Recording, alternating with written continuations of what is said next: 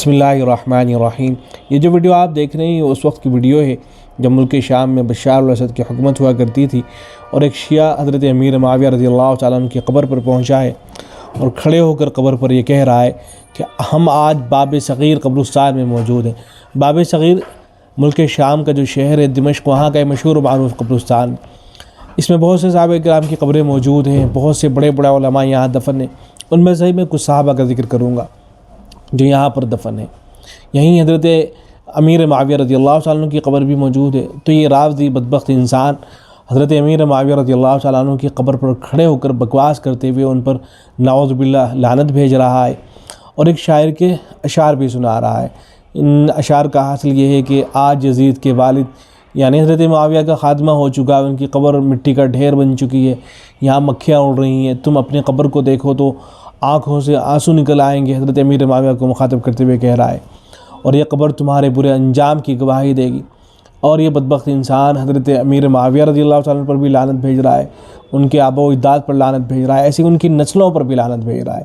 تو ایک منظر تو یہ ہے۔ اب اگلا منظر یہ ہے کہ یہاں وہ نوجوان شامی نوجوان جنہوں نے جو انقلاب آیا ہے ملک شام کے اندر، وہ یہاں پر پہنچے ہیں، اور حضرت امیر معاویہ رضی اللہ تعالیٰ عنہ کی قبر پر کھڑے ہو کر وہ ایسے بدبختوں کو مخاطب کرتے ہوئے کہہ رہے ہیں کہ او رافضی کتوں، ہم آ گئے ہیں، ہم یہ جو قبر کے اندر مدفون ہیں حضرت امیر معاویہ رضی اللہ تعالیٰ عنہ، یہ ہمارے جد امجد ہیں اور ہم ان کی اولاد میں سے ہیں، ہم آ گئے ہیں۔ اور پھر وہ بھی کچھ اشعار پڑھتے ہیں کہ ہم نے زمینوں کو فتح کیا ہے، ملکوں کو فتح کیا ہے، اور آج الحمدللہ ہم یہاں پر موجود ہیں۔ بشار الاسد کی جب یہاں حکومت تھی تو بہت سے رافضی یہاں جاتے تھے، یزید پر بھی لعنت کیا کرتے تھے، اور نعوذ باللہ حضرت امیر معاویہ رضی اللہ تعالیٰ عنہ پر بھی لعنت بھیجتے تھے، اور یہاں بہت زیادہ خرافات ہوتی تھی، ان کی ویڈیو بنا کر شیئر کی جاتی تھی، بہت سی ویڈیوز اس طرح کی شیئر کی جاتی تھی۔ لیکن کیا کوئی رافضی اب ایسا کر سکے گا؟ ظاہر ہے اب ایسا نہیں کیا جا سکے گا۔ حضرت امیر معاویہ رضی اللہ تعالیٰ عنہ ایک جلیل القدر صحابی ہیں، ان کے حوالے سے اس طرح کی باتیں کرنا پتہ نہیں یہ لوگ کس طرح سے اس کی ہمت کر لیتے ہیں۔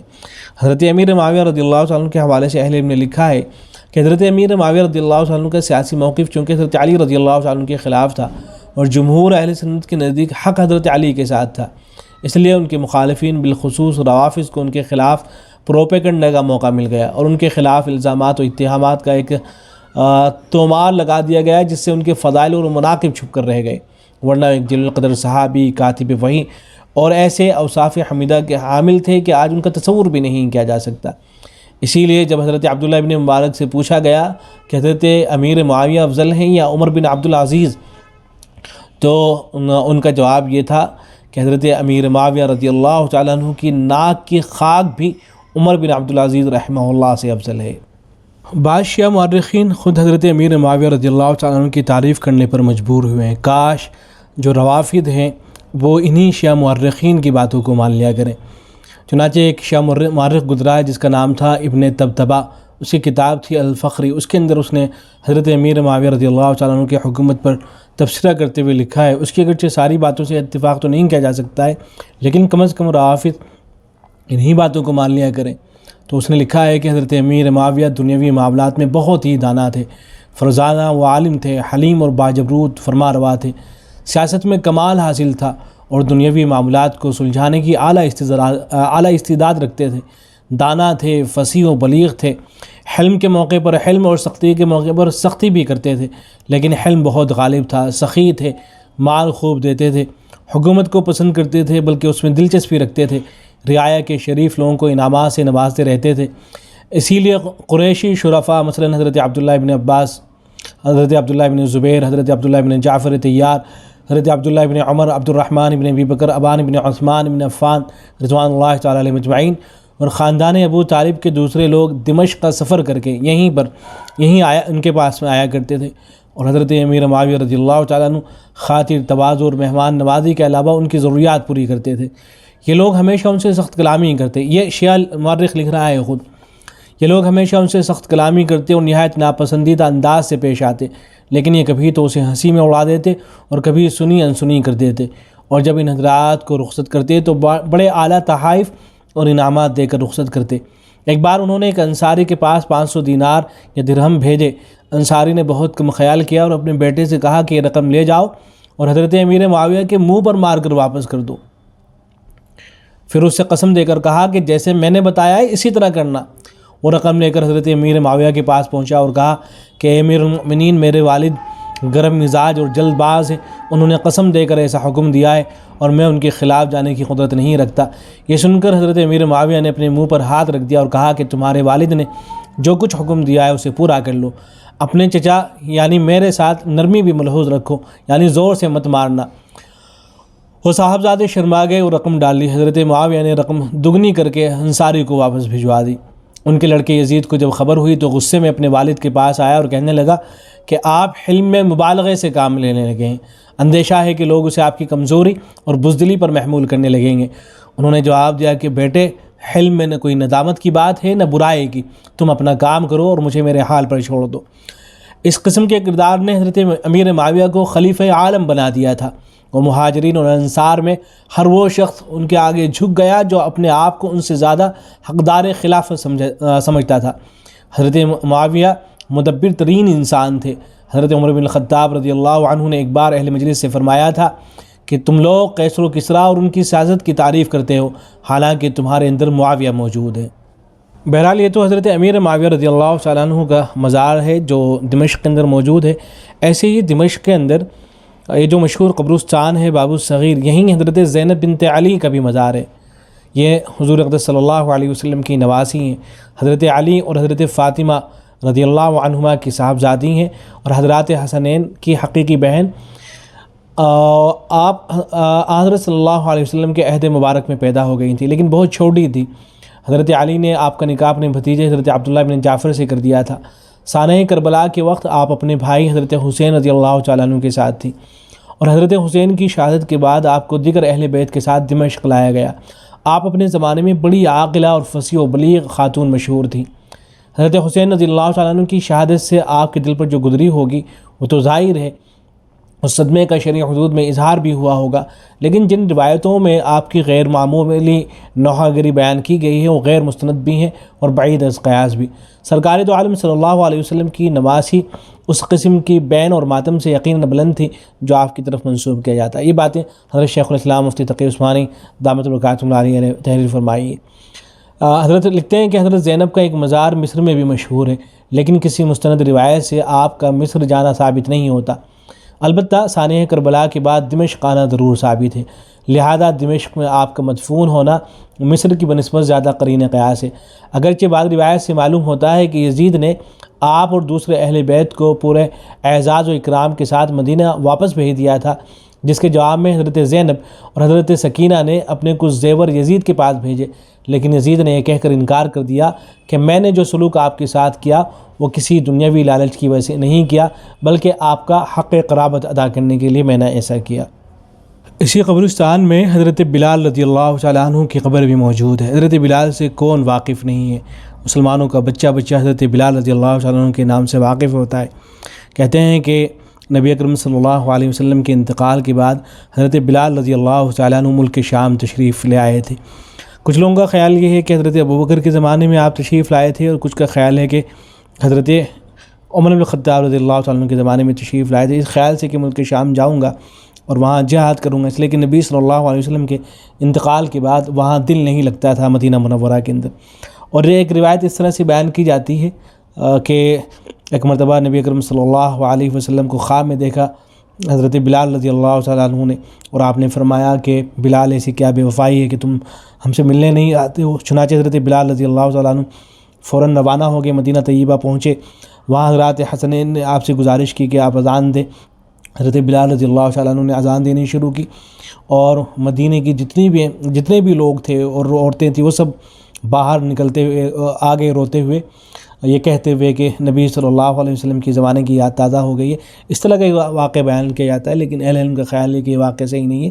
البتہ اتنی بات درست ہے کہ حضرت عمر فاروق رضی اللہ تعالیٰ عنہ جب ان کے شام تشریف لے گئے تھے تو اس وقت انہوں نے حضرت بلال سے گزارش کی تھی کہ آپ اذان دیں۔ چنانچہ اس موقع پر حضرت بلال رضی اللہ تعالیٰ عنہ نے اذان دی تھی، اور خود بھی روئے تھے اور دوسروں کو بھی رلایا تھا۔ تو یہ واقعہ بیان کیا جاتا ہے، یہ واقعہ اس پہلے واقعے کے مقابلے میں مستند ہے۔ بہرحال یہیں پر حضرت بلال رضی اللہ تعالیٰ عنہ کا مزار بھی موجود ہے، اسی قبرستان میں جس کو باب صغیر کہا جاتا ہے۔ یہیں پر ایک قبر حضرت عبداللہ ابن ام مکتوم رضی اللہ تعالیٰ عنہ کی بھی موجود ہے۔ حضرت عبداللہ ابن ام مکتوم رضی اللہ تعالیٰ عنہ کے بارے میں بعض لوگوں کا خیال یہ ہے کہ مدینہ طیبہ میں ان کا انتقال ہوا ہے، لیکن یہاں کے لوگوں کا خیال یہ ہے کہ نہیں، یہیں ان کا انتقال ہوا، اور یہاں پر ایک مزار ان کے نام سے بھی موجود ہے۔ حضرت عبداللہ ابن ام مکتوم رضی اللہ تعالیٰ عنہ وہی مشہور صحابی ہیں کہ اللہ کے نبی صلی اللہ علیہ وسلم جب مدینہ طیبہ سے باہر تشریف لے جایا کرتے تھے جہاد کے لیے، تو اپنا نائب انہی کو بنا کے جایا کرتے تھے۔ آپ صلی اللہ علیہ وسلم کے بعد یہی مدینہ منورہ کے اندر نائب بن کر رہا کرتے تھے۔ اور قرآن مجید کی جو آیتیں ہیں عبس وتولی ان جاءہ الاعمی، یہ انہی کے بارے میں نازل ہوئی تھی۔ آپ صلی اللہ علیہ وسلم مکہ المکرمہ کے جو سردار تھے ان کو بیٹھ کر سمجھا رہے تھے اور کوشش کر رہے تھے کہ کسی طرح سے اسلام کے اندر داخل ہو جائے، تو اس موقع پر حضرت عبداللہ ابن ام مکتوم رضی اللہ تعالیٰ عنہ تشریف لائے۔ وہ کچھ بات معلوم کرنا چاہتے تھے، کوئی مسئلہ معلوم کرنا چاہتے تھے، لیکن آپ صلی اللہ علیہ وسلم نے اس خیال سے کہ یہ تو مسلمان ہیں، بعد میں ان کو بتا سکتا ہوں، کہیں ایسا نہ ہو کہ جو مکے کے مشرکین ہیں اٹھ کے چلے جائیں گے تو پھر مجھے موقع نہ ملے ان کو دعوت کا، تو اس خیال سے آپ صلی اللہ علیہ وسلم ان کی طرف متوجہ ہو جاتے ہیں، اور یہ جو نابینا صحابی تھے ان کی طرف متوجہ نہیں ہوتے ہیں۔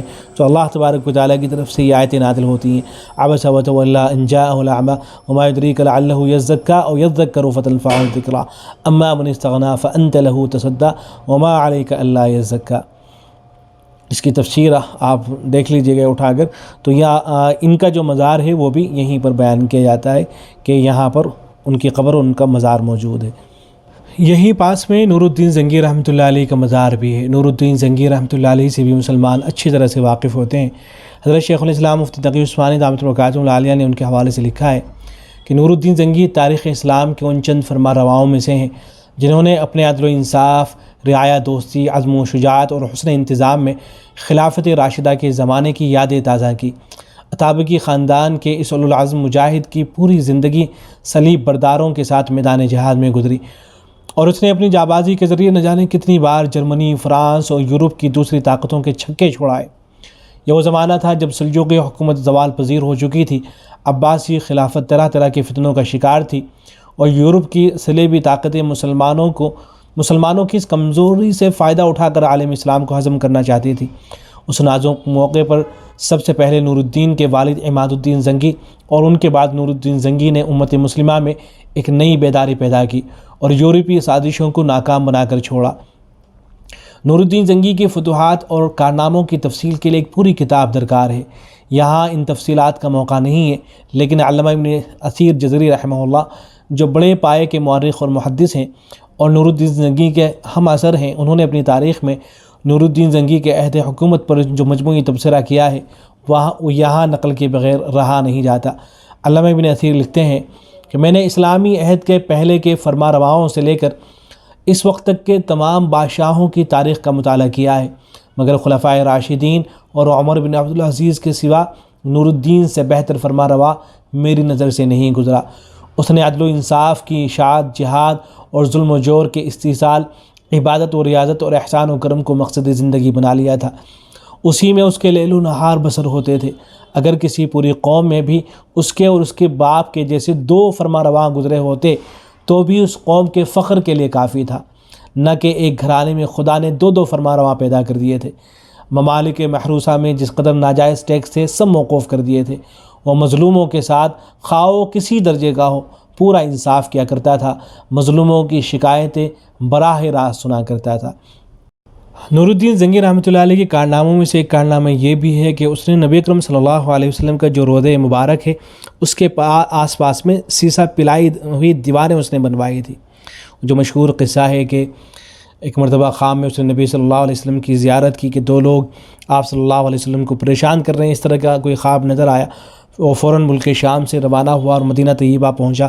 وہاں اس نے تحقیق کرنی شروع کی کہ آخر ہو کیا رہا ہے، لوگوں کی دعوت کی کسی نتیجے پر نہیں پہنچ پا رہا تھا۔ آخر اسے معلوم ہوا کہ یہاں دو لوگ ایسے رہتے ہیں جو باہر سے آئے ہوئے ہیں، جو غالباً اسپین کے رہنے والے تھے، عیسائی تھے۔ تو ان کو اس نے بلایا اور جیسے ہی ان کو دیکھا تو سمجھ گیا کہ یہی وہ دو لوگ ہیں۔ ان سے تحقیق کرنے کی کوشش کی، لیکن شروع میں وہ منع کرتے رہے۔ آخرکار ان کے جو جگہ تھی جہاں وہ رہتے تھے وہاں پہنچا، پھر دیکھا کہ ایک چٹائی تھی، اس کو اٹھایا تو وہاں انہوں نے باقاعدہ ایک سرنگ کھود رکھی تھی، اور نعوذ باللہ نبی اکرم صلی اللہ علیہ وسلم کے جسم مبارک کو نکالنے کی کوشش میں لگے تھے، اور بالکل قریب اور نزدیک پہنچ گئے تھے، قریب تھا کہ حضور صلی اللہ علیہ وسلم کے جسم مبارک کو نکال لیں، لیکن اللہ تبارک و تعالی نے حفاظت فرمائی، اور نور الدین زنگی رحمۃ اللہ علیہ کے ذریعے سے یہ کارنامہ انجام پذیر ہوا کہ آپ صلی اللہ علیہ وسلم کا جو روضہ مبارک ہے اس کے آس پاس میں اس نے وہاں سیسہ پلائی ہوئی دیواریں بنائیں، اور وہ جو 2 لوگ تھے ان کو سخت سزائیں دیں، بلکہ ان کو قتل کرا دیا۔ یہیں پاس میں سلطان صلاح الدین ایوبی رحمۃ اللہ علیہ کا مزار بھی ہے۔ سلطان صلاح الدین ایوبی رحمۃ اللہ علیہ سے کون واقف نہیں ہے؟ حضرت سلطان صلاح الدین ایوبی رحمۃ اللہ علیہ وہ ایک ہی وقت میں جو مصر ہے وہاں کے بھی حاکم تھے، اور اس کے ساتھ ساتھ جو ملک شام ہے وہاں کے بھی وہ حاکم تھے، اور مصر کے اندر اس سے پہلے فاطمی حکومت ہوا کرتی تھی، اس کا خاتمہ کیا تھا حضرت سلطان صلاح الدین ایوبی رحمۃ اللہ علیہ نے۔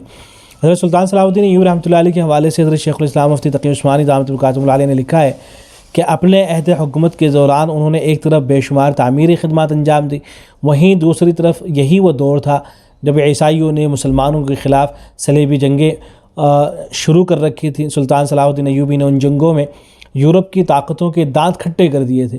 اسی زمانے میں بیت المقدس پر عیسائی قابض تھے۔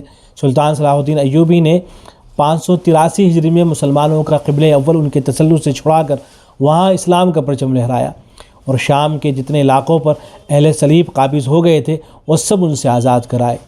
ان کی ساری زندگی میدان جہاد میں گزری، وہ بھی عدل و انصاف اور صلاح و تقوی میں نور الدین زنگی کے سچے جانشین تھے۔ انہوں نے مصر میں 24 سال اور شام میں 19 سال حکومت کی، لیکن جب 589 میں ان کی وفات ہوئی تو ان کے ترکے میں نہ کوئی زمین موجود تھی، نہ کوئی جائیداد تھی، نہ کوئی نقدی تھی اور نہ کوئی سونا تھا، رحمۃ اللہ علیہ رحمۃ واسعہ۔ سلطان صلاح الدین ایوبی کو دنیا سے رخصت ہوئے 800 سال سے زائد ہو چکے ہیں، یہ حضرت شیخ الاسلام لکھ رہے ہیں۔ آج پھر مسلمانوں کا قبلہ اول ان سے چھین لیا گیا ہے، اور آج پھر امت مسلمہ کسی صلاح الدین کے انتظار میں ہے، اور پورا عالم اسلام زبان حال سے پکار رہا ہے کہ اے سوار اشہب دوراں بیا، اے فروغ دیدہ امکاں بیا۔